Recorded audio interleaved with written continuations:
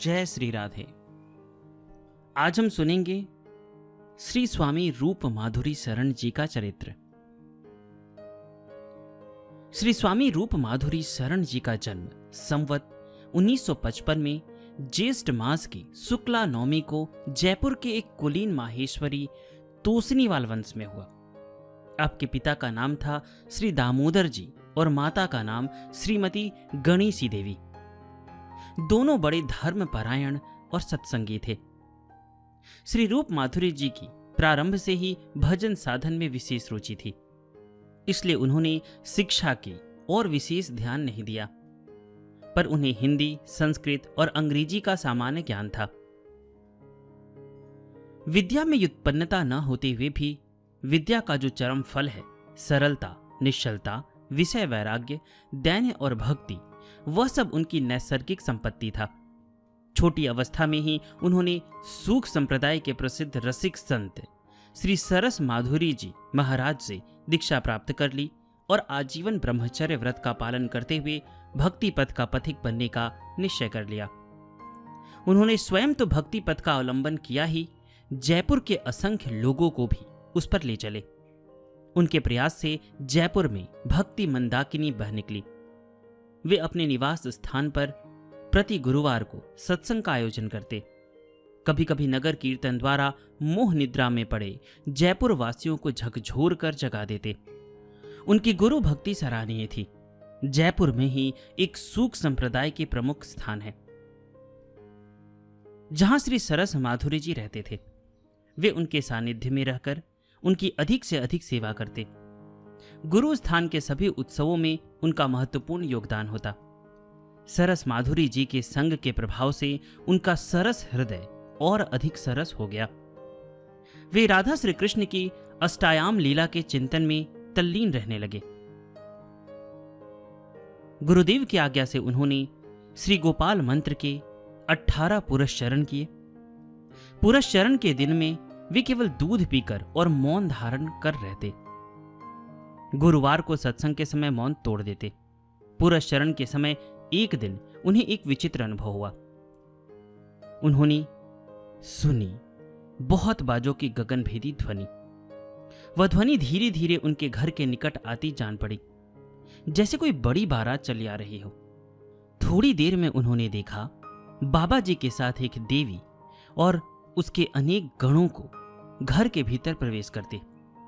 देवी उनके सामने आकर खड़ी हो गई, उनका कुछ अनिष्ट करने के उद्देश्य से, पर वे निर्विघ्न मंत्र जप करते रहे। उसी समय अकस्मात देवी और उसके गणों में भगदड़ मच गई।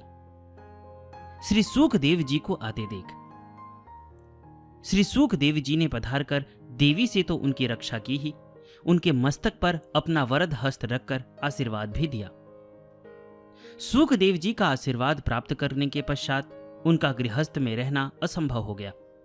उन्होंने सूख संप्रदाय की संघ रूप की गद्दी के महंत श्री बाल मुकुंद दास महाराज से संन्यास दीक्षा ली और शेष जीवन वृंदावन में एकांत भजन में व्यतीत करने के उद्देश्य से वृंदावन चले गए। वहां युगल घाट पर सरज कुंज के नाम से एक स्थान का निर्माण किया।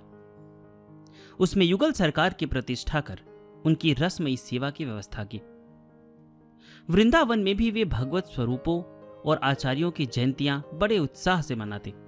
संतों की सेवा भी खूब करते, पर यह सब करते हुए भी जगत के प्रपंच से दूर रहते। एक पल भी बिना भजन के न जाने देते। उन्होंने सूख संप्रदाय की श्री राम सखी जी के अप्रकाशित यानी गुप्त वाणी ग्रंथ भक्ति रस मंजरी का अपने गुरु जी के पास अध्ययन किया था। उसी के अनुसार वे प्रातः 3 बजे से राधा कृष्ण की अष्टायाम लीला चिंतन में लगे रहते, साथ साथ राधा नाम का जप करते।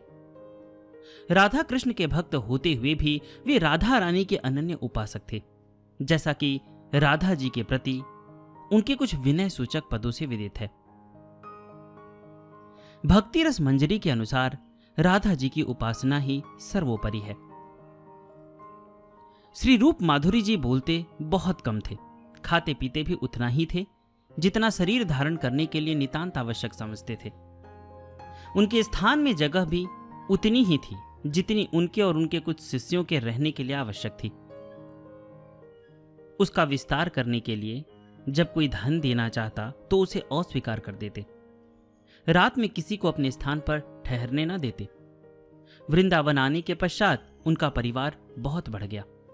अनेकों शिष्य हो गए। शिष्य सेवक बराबर उनके स्थान पर जाते रहते, पर उनके आने से उनके अपने कार्यक्रम में कोई अंतर न पड़ता। घड़ी की सुई के अनुसार नियमित समय पर ठाकुर सेवा, प्रसाद सेवा, भजन कीर्तन आदि होता रहता। सभी को उसके अनुसार चलना पड़ता। प्रसाद आदि के समय यदि कोई न पहुंच पाता तो उससे वंचित रहता। गरीब अमीर, छोटे बड़े सभी के साथ उनका व्यवहार एक सा होता। वे बड़े सत्संगी प्रेमी थे। सांप्रदायिक भेदभाव उनमें लेस मात्र भी न था। सभी संप्रदायों के ऊंचे संतों का वे सत्संग करते थे। गौड़ीय संप्रदाय के पंडित रामकृष्ण दास बाबा जी, श्री गौरांग दास बाबा जी, श्री प्राण कृष्ण दास बाबा जी, श्री अवध दास बाबा जी और निम्बार्क संप्रदाय के श्री हंस दास जी तथा श्री प्रिया शरण जी से उनकी विशेष प्रीति थी। उन्होंने श्री नव संतमाल नामक अपने ग्रंथ में 41 संतों का उल्लेख किया है जिनका उन्होंने सत्संग किया। उनमें से प्रत्येक का गुणगान करते हुए उन्होंने उन पर कविता लिखे हैं। भजन और सत्संग के प्रभाव से रूप माधुरी जी की चित्तवृत्ति युगल के चरणों में अधिकाधिक लीन रहने लगी। धीरे धीरे ऐसी स्थिति हो गई कि सोते जागते चलते फिरते हर समय युगल की नई नई रूप माधुरी का सहज ही आस्वादन होने लगा। उस समय की उनकी अलौकिक स्थिति का कुछ अनुमान लगाया जा सकता है उस समय की एक दो घटनाओं से जो उनके द्वारा घटी। श्री सरस माधुरी जी के शिष्य रांची के श्री रामचरण जी भाला उनमें गुरु बुद्धि रखते थे। जब संभव होता वे गुरु पूर्णिमा पर उनका पूजन करते थे। एक बार वे आषाढ़ के महीने में सपरिवार वृंदावन आए। गुरु पूर्णिमा में उसे कुछ दिन पहले बिना किसी से कुछ कहे वृंदावन से निकल पड़े, मुजफ्फरनगर के निकट सूखताल जाने के उद्देश्य से, जहां सूखदेव जी ने राजा परीक्षित को भागवत सुनाई थी और श्री सूख संप्रदाय के आचार्य श्री चरण दास जी महाराज को मंत्र दिया था। वहां श्री सूखदेव जी के मंदिर में सूखदेव जी के दर्शन कर गुरु पूर्णिमा तक वे वृंदावन लौट आना चाहते थे। उनकी पत्नी श्रीमती सूरजबाई को बहुत चिंता हुई। उन्होंने जब रूप माधुरी जी से उनके अकस्मात अंतर्धान हो जाने की बात कही तो उन्होंने कहा, चिंता मत करो, वह शीघ्र ही आ जाएगा। पूर्णिमा के एक दिन पूर्व रामचरण जी मार्ग में किसी बीहड़ जंगल में भटक गए।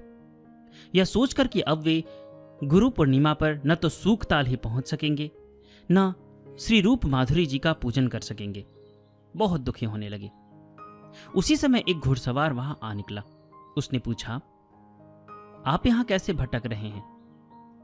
उन्होंने अपनी दुख भरी कहानी कह सुनाई। तब घुड़सवार ने कहा, आप चिंता ना करें, मैं मथुरा की ओर ही जा रहा हूं।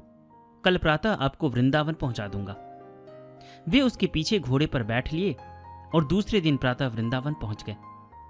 उन्हें देखते ही श्री रूप माधुरी जी ने कहा, गुरु पूजा वहीं क्यों ना कर ली जहां गया था? जानता नहीं तुझे यहां लाने के लिए ठाकुर जी को घुड़सवार भेजना पड़ा। श्री राधा कृष्ण दास जी, जो आजकल श्री रूप माधुरी जी के स्थान के महंत हैं, उस समय उनके ठाकुर की सेवा किया करते थे। उन्हें हैजा हुआ और वृंदावन के हैजा अस्पताल में दाखिल किया गया। अस्पताल में उनकी मृत्यु हो गई। संध्या समय अस्पताल से रूप माधुरी जी को खबर भेजी गई। खबर पाकर वे बहुत दुखी हुए। मन ही मन श्री चरण दास जी महाराज से कहने लगे, यह आपने क्या किया? मेरी अवस्था ठाकुर सेवा करने लायक है या नहीं? अब सेवा कैसे होगी आप जाने। अस्पताल उन्होंने कहला दिया, इस समय मेरे पास आदमी है नहीं, प्रातः शव को उठाने की व्यवस्था कर दी जाएगी। प्रातः जब लोग इस व्यवस्था में लगे हुए थे, डॉक्टर के यहां से संवाद आया, मरीज अब जीवित दिख रहा है, आप कोई व्यवस्था ना करें। संवत 2032 को 77 वर्ष की आयु में श्री रूप माधुरी जी ने नित्य धाम में प्रवेश किया। उनके प्रमुख शिष्यों में हैं श्री राधा कृष्णदास जी और श्री बंसीदास जी। उनकी वाणियों का संग्रह श्री रूप माधुरी जी की वाणी के नाम से प्रकाशित हो चुकी है। कई और भी छोटे छोटे ग्रंथ उन्होंने लिखे हैं, जिनमें मुख्य है श्री गुरुपरत्व, श्री सूक महत्व, चरणावत वैष्णव सदाचार, सूक संप्रदाय रहस्य, तिमिर प्रकाश और नव संतमाल। डिस्क्रिप्शन में मैंने कुछ लिंक दिया है, और जो आप सुन रहे थे जिस पुस्तक से मैंने लिया है उस पुस्तक का भी लिंक डिस्क्रिप्शन में दिया गया है। और अगर आप ध्यान सीखना चाहते हैं या फिर आप अपने जीवन में बहुत चिंतित हैं तो मैंने कुछ ग्रुप्स भी बनाए हैं, अगर आप चाहें तो उन्हें भी ज्वाइन कर सकते हैं।